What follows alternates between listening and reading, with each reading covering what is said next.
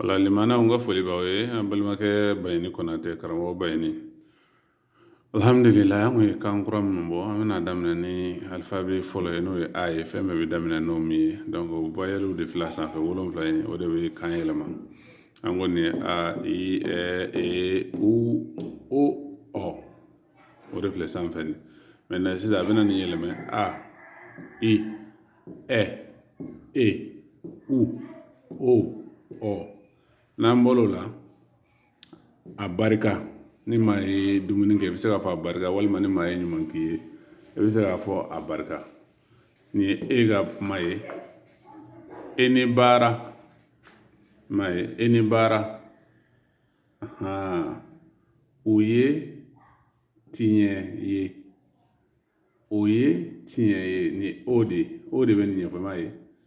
o ye tiɲɛ ye i de bɛ nin ɲɛfɔ e ni sɔgɔma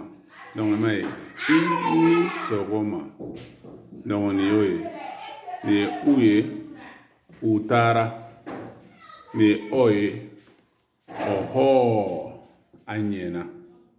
wala ni ye ɛ ye a taara i n'a fɔ mɔgɔ k'a fɔ